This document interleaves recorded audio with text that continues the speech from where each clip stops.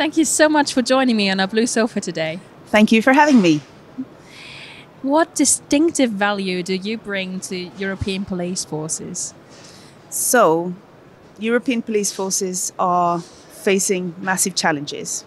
So, crime's on the rise, criminals get more and more advanced with technology. There's a lot of pressure from politicians and from the public to face these challenges. There's a lot of challenges, and what we do is basically deliver interview recording solutions for investigative interviews, or also called interrogations. We also deliver productivity tools. Yeah. How does Europe's shifting political landscape affect you, particularly with police forces moving away from US-based products? So this very much aligns with how we're working. So our solution is fully deployable in any kind of environment. We can deploy it on-prem, or we can deploy it in a private cloud or a public cloud. So for us, that's not really a limitation. It's actually part of our mission as a company to move societies away from the American-based interrogations towards more European practices, which are evidence-based and scientific. So this is very much aligned. And for us, the European values are very important. We've been working with European forces for 40 years.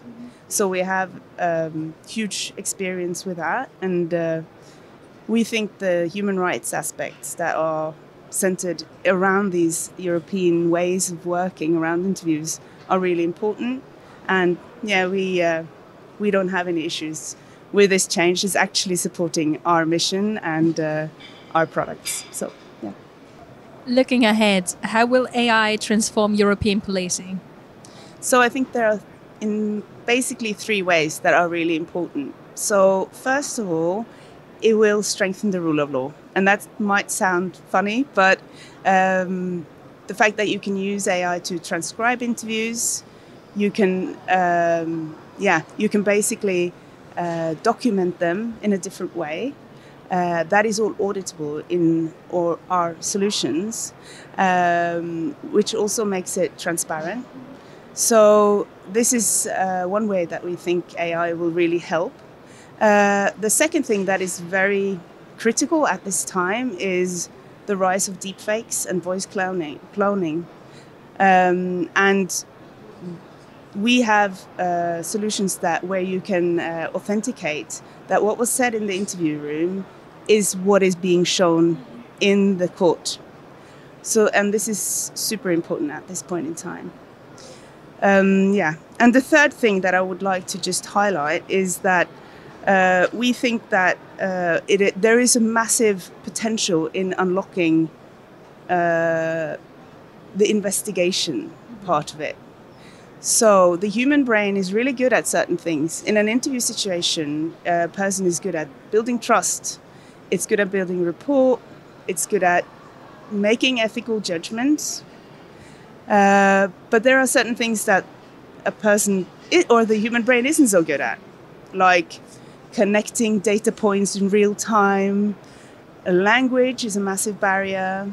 There is, we have unconscious biases. Those can very quickly trick us into asking questions or making judgments that are not necessarily relevant.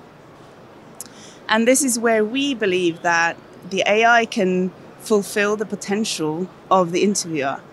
So it can help with those things that the brain are using a lot of capacity to do, and then give space for the investigator to focus on what they're really good at. So, and this is really, what is really important when we want to do that with AI is that you have the quality control, you have the human in the loop that we built into the solutions, and that you can unwrap that AI box and you can see what's inside.